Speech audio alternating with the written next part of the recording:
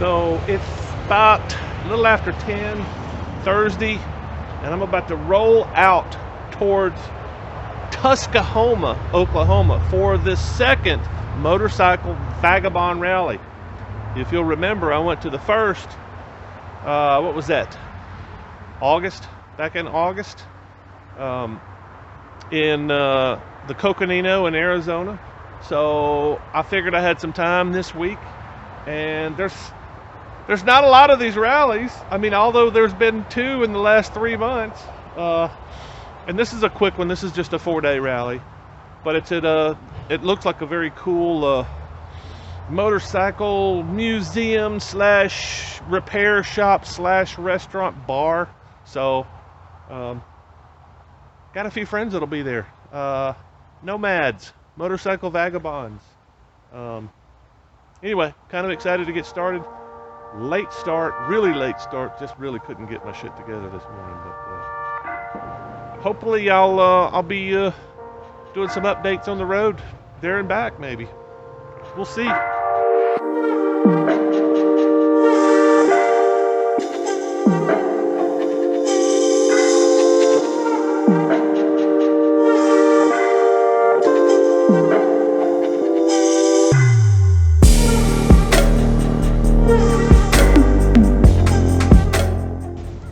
In between Kilmichael, Mississippi and Winona, Mississippi, I had to stop and pee, and I started seeing all this cotton all over the side of the road and some empty cotton fields. It's like, wow, they must have a lot of cotton around here. But then I realized that there is a cotton depot, storage yard, something where they're putting all these huge truckloads of cotton out here. And it just so happens I'm working on a mini documentary about cotton in the South and history. You know, that's what I do.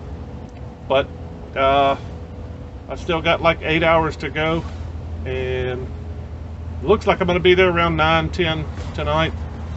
Tuskahoma, Oklahoma. Great day to ride. It may get up to 70 degrees today, but as far as that I'm concerned, this is perfect weather for riding. Back on the road.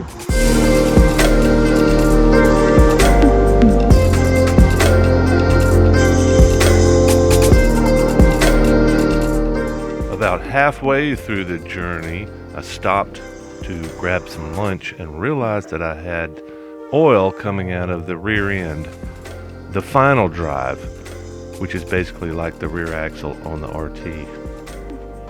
I'm in Mena, Arkansas. Hour and a half, 2 hours away from Chuck's place. Just rode through the Ouachita National Forest. Never been through there.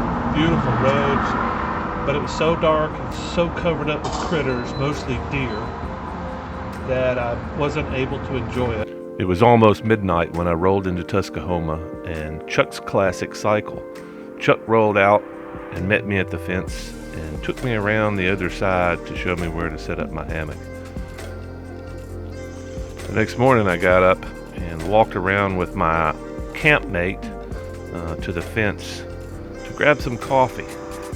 Apparently coffee is made every morning at 9 a.m. and Chuck told me he drinks 5 pots a day, which is extraordinary. But once you see this man moving, it explains a lot why he needs 5 pots of coffee. It's kind of extraordinary to see a fella moving like this guy does all day long. But walking into the compound, you see this place is quite different. Not just motorcycles everywhere, but lots of heavy machinery and buildings and storage containers, and there's a fire truck off in the distance. Not sure what he's going to do with that. Lots of porta potties for apparently the weekend rallies that he has every weekend. Lots of tables outside, and over ahead is the shop and museum, and over to the left is the restaurant and the kitchen and the bar, which all these combined makes this a unique and interesting place. But first things first, after my coffee, I got to working on the bike. I couldn't replace the seals because I didn't have any, and of course Chuck doesn't carry BMW seals, so with a little help from my campmate Larry, I got the bike tilted just enough so I could squeeze a little bit of gear oil in there to make sure I was topped off for the trip home. That's about all I could do. Apparently it wasn't leaking as bad as it looked, and I was just trying to make sure that I had enough oil to cover the gears, keep the gears lubricated till I could get a replacement ordered and installed after I returned home.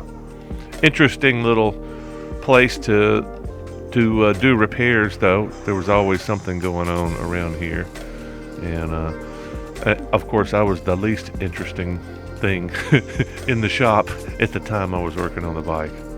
A good example of one of the machines that rolled up was this old dirty bastard that looked like it hadn't been washed in 20 years. And that pan of oil underneath the bike, I guess that was there just to keep it from dripping oil all over the grass while he was parked there. After my work was done, I found myself drinking a couple of natty daddies in the bar next door. And later on that evening, I joined my friends in the very same bar and had a nice dinner and several more beers. Then I walked around outside to enjoy the nightlife. Apparently Chuck doesn't spend too much time in the bar hanging out.